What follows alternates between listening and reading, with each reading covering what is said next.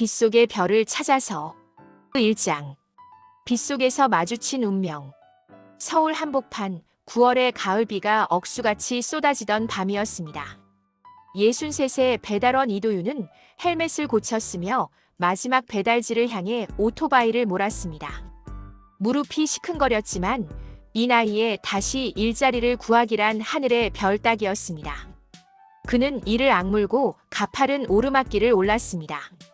조금만 더 버티자. 빗줄기가 너무 거세 전조등마저 희미했습니다. 그때였습니다. 끼쾅. 검은 세단이 미끄러지며 그의 오토바이 옆면을 들이받았습니다.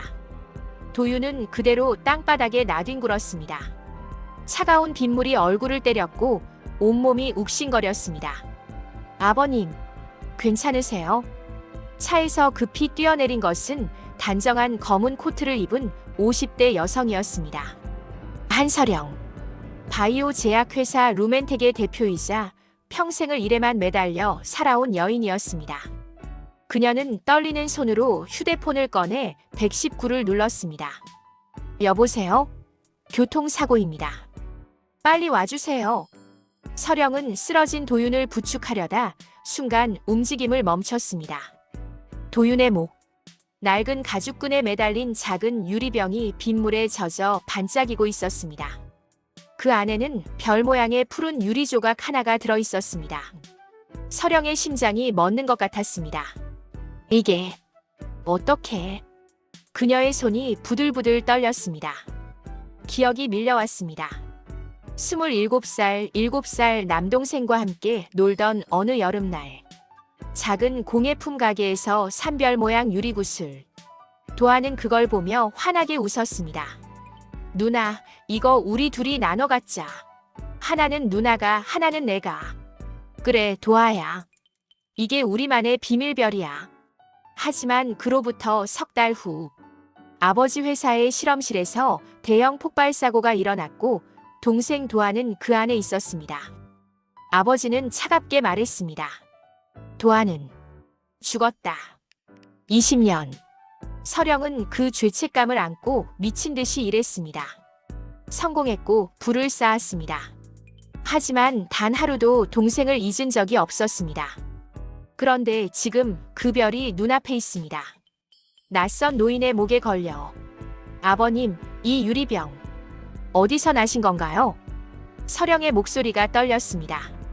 도윤은 희미하게 눈을 뜨며 힘없이 대답했습니다. 이거요. 제가 기억하는 전부예요. 60년을 가지고 살았어요. 그 순간 서령의 눈에서 눈물이 흘러내렸습니다. 빗소리만 요란한 그 밤, 두 사람의 운명이 다시 엮이기 시작했습니다. 구급차 사이렌이 멀리서 울렸습니다. 마이너스. 해시태그 2장. 시간이 멈춘 기억. 새벽 4시 병원 응급실. 하얀 커튼으로 가려진 침대에 도윤이 누워 있었습니다. 왼쪽 팔에는 깁스가, 이마에는 거즈가 붙어 있었습니다. 서령은 의자에 앉아 그를 지켜보고 있었습니다. 밤새 한숨도 자지 못했습니다. 목에 걸린 그 유리병만 계속 바라봤습니다. 도윤이 천천히 눈을 떴습니다. 아, 여기가 병원이에요. 제가 모셔왔어요. 서령이 조심스럽게 물 한 컵을 건넸습니다. 도윤은 떨리는 손으로 물을 받아 마셨습니다. 고맙습니다. 그런데 왜 계속 여기 계시는 거죠? 서령은 잠시 망설이다 입을 열었습니다. 아버님이 목에 걸고 계신 유리병. 혹시 어디서 나신 건지 여쭤봐도 될까요? 도윤은 깁스한 손으로 목의 유리병을 만졌습니다. 60년을 함께한 물건이었습니다.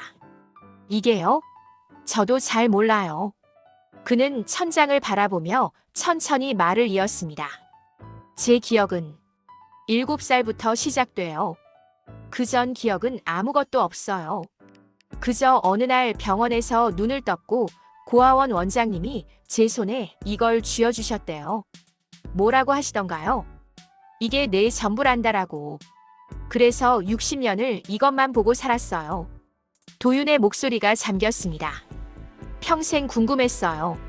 내 부모는 누구였을까? 왜 날 버렸을까? 이 별은 누가 만들어준 걸까? 하지만 답은 없었어요. 그저 배고프지 않게, 얼어 죽지 않게 사는 게 전부였죠. 서령의 눈시울이 붉어졌습니다. 결혼은 안 하셨어요? 누가 저 같은 사람을 받아주겠어요? 고아 출신에 학력도 없고 그냥 이렇게 혼자 사는 게 익숙해졌어요.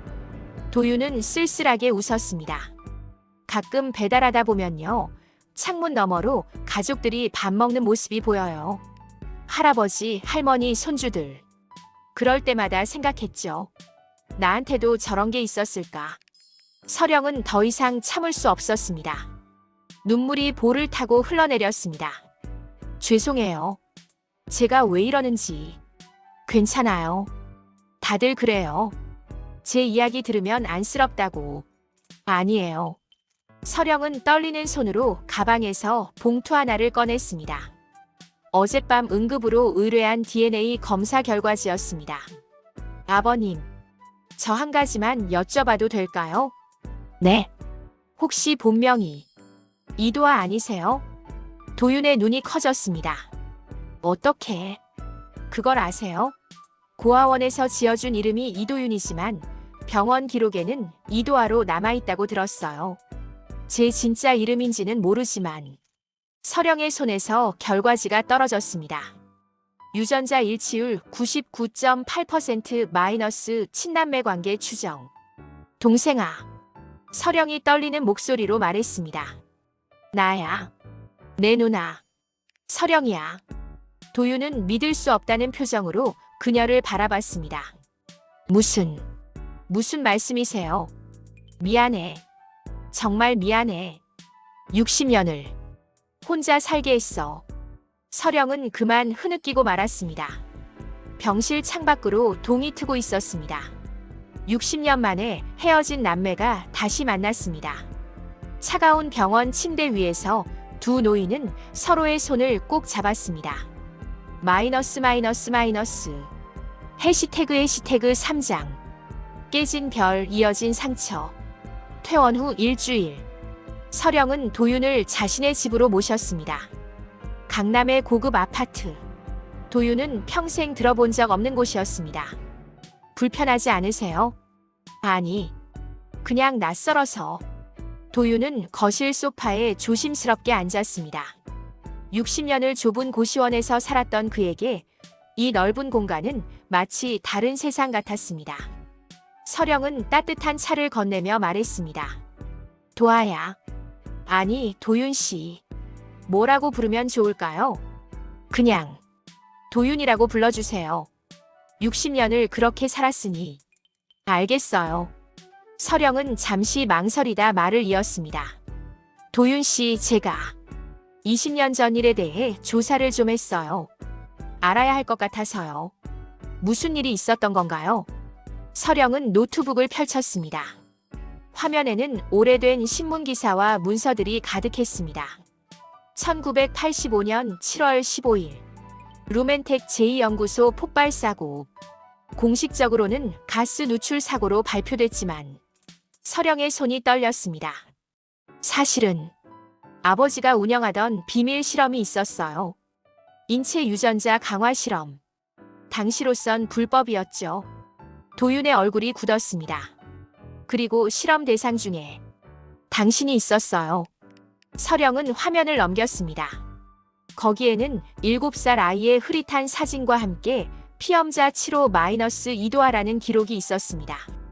아버지는 희귀 유전자를 가진 아이들을 모았어요. 부모 없는 아이들, 가난한 집 아이들. 그리고 당신도.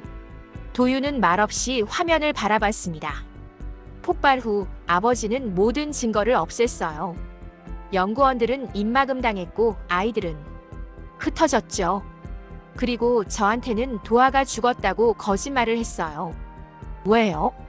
도윤의 목소리가 낮게 깔렸습니다. 왜 저를 그렇게 만들었죠?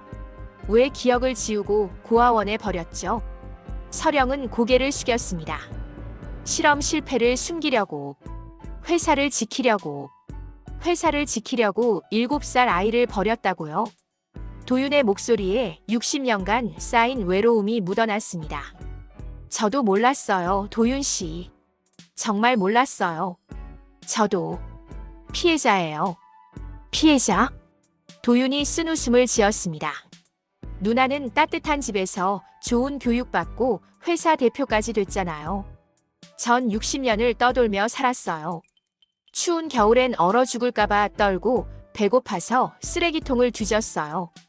그게 똑같은 피해자인가요? 서령은 아무 말도 할 수 없었습니다.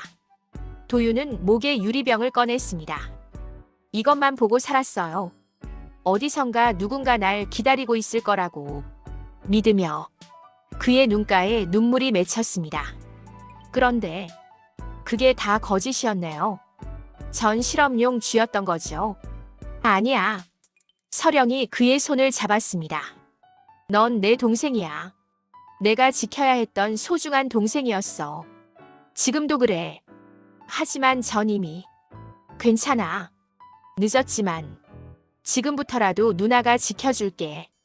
아버지의 죄를 반드시 밝혀낼 거야. 그리고 모든 걸 바로잡을 거야. 도윤은 고개를 들었습니다.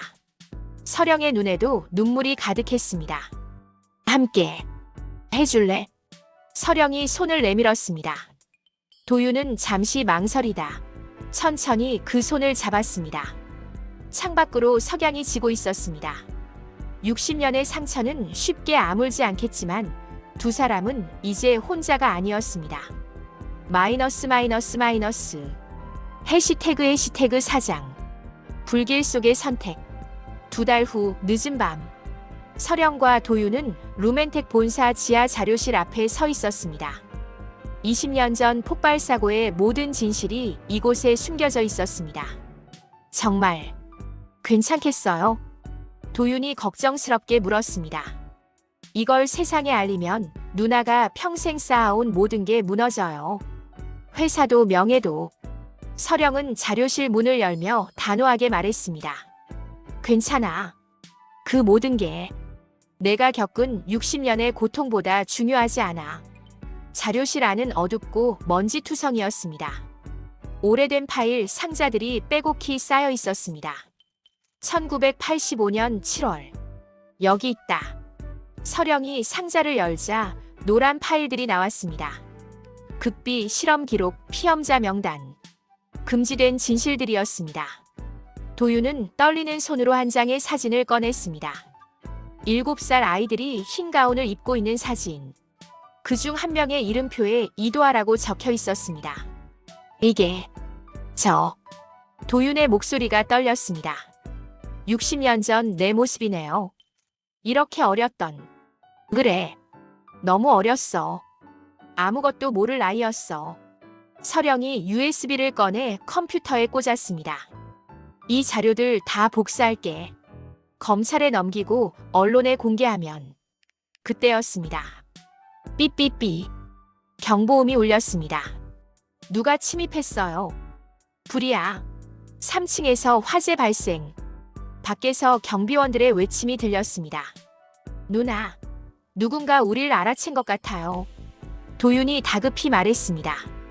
복도로 연기가 스며들기 시작했습니다. 20년 전과 똑같이 건물이 불타고 있었습니다. USB는 다 복사했어. 빨리 나가자. 서령이 도윤의 손을 잡았습니다. 연기가 점점 짙어졌습니다. 기침이 나오고 눈이 따가웠습니다. 이쪽으로. 두 사람은 비상계단으로 달렸습니다. 하지만 아래층에서도 불길이 치솟았습니다. 막혔어요. 위층으로. 그들은 다시 위로 올라갔습니다. 옥상까지.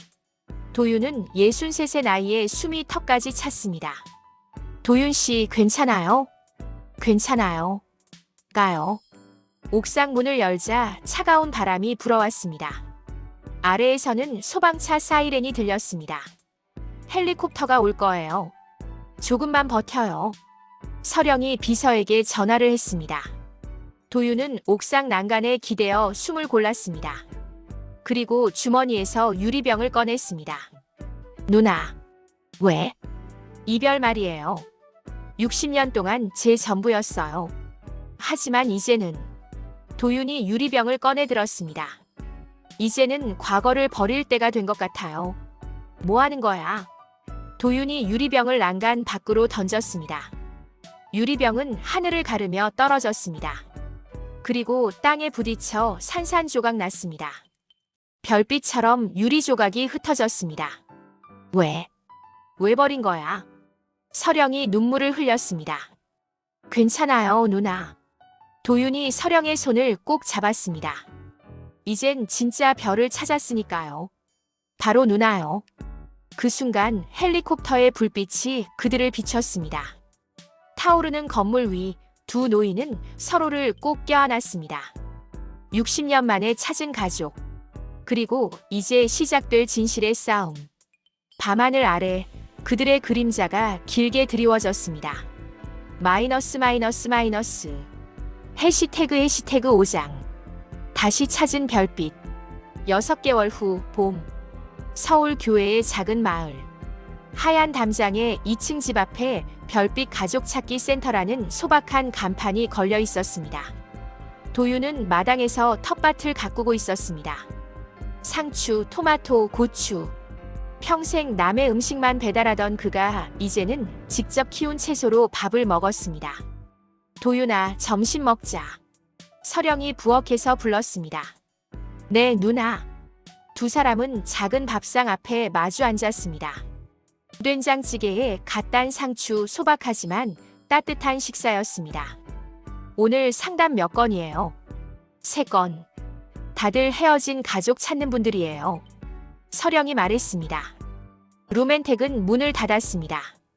20년 전 비밀 실험이 세상에 알려지면서 검찰 조사가 시작됐고 서령은 대표직을 사임했습니다. 언론은 연일 보도했지만 서령은 도망치지 않았습니다. 제 아버지의 죄를 사죄합니다. 그리고 저 역시 그 죄악 위에 세워진 성공을 누렸습니다. 기자회견장에서 서령은 90도로 허리를 숙였습니다. 남은 재산으로 피해자 가족들을 찾고 보상하겠습니다. 그렇게 시작된 것이 이 작은 센터였습니다. 누나, 후회 안 해요? 전부 잃었잖아요. 도윤이 조심스럽게 물었습니다. 후회? 서령이 웃었습니다. 난 아무것도 잃지 않았어. 오히려 가장 소중한 걸 찾았는 걸. 바로 너. 식사 후 도윤은 거실 창가로 갔습니다. 그곳에는 작은 유리 케이스가 놓여 있었습니다. 그 안에는 두 조각의 유리별이 나란히 놓여 있었습니다. 하나는 서령이 20년간 간직했던 것. 또 하나는 도윤이 옥상에서 버린 별을 소방관이 찾아준 것. 깨지고 금이 갔지만 두 조각은 다시 하나가 되었습니다. 누나, 이거 봐요. 도윤이 신문을 펼쳤습니다. 실종 30년 만에 가족 상봉. 별빛센터 또 기적 만들어. 이번 달만 벌써 5가족이 만났대요. 그래. 우리처럼.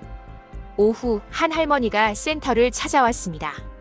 저기, 제 딸을 찾고 싶은데요. 떨리는 목소리, 주름진 손. 서령과 도윤은 그 손을 꼭 잡아주었습니다. 말씀해보세요. 저희가 도와드릴게요. 그들은 누구보다 잘 알고 있었습니다. 가족을 잃는다는 게 얼마나 아픈 일인지, 그리고 다시 만난다는 게 얼마나 기적 같은 일인지. 저녁이 되었습니다. 도윤과 서령은 마당에 나란히 앉아 노을을 바라봤습니다. 누나, 60년이 걸렸지만 우리 다시 만났네요. 그래, 동생아. 서령이 도윤의 손을 잡았습니다. 이제부터는 하루하루가 선물이야. 함께하는 모든 순간이. 네. 이제 더 이상 혼자가 아니에요. 그래. 넌 혼자가 아니야. 절대로. 하늘에 별이 떠올랐습니다. 도윤은 문득 깨달았습니다. 평생 찾던 별은 하늘이 아니라 바로 옆에 있었다는 것을. 가족이라는 이름으로. 누나. 응? 사랑해요. 64 인생에서 처음 해보는 말이었습니다. 서령의 눈에 눈물이 고였습니다. 나도 사랑해, 동생아. 미안하고 고마워. 두 노인은 서로를 껴안았습니다. 별빛 아래 60년을 기다린 포옹이었습니다. 집 안에서는 따뜻한 불빛이 새어나왔습니다. 창가의 유리별이 별빛을 받아 반짝였습니다. 깨졌지만 다시 붙여진 별. 마치 그들의 인생처럼. 마이너스 마이너스 마이너스. 가족은 혈연이 아니라 포기하지 않는 마음입니다. 끝.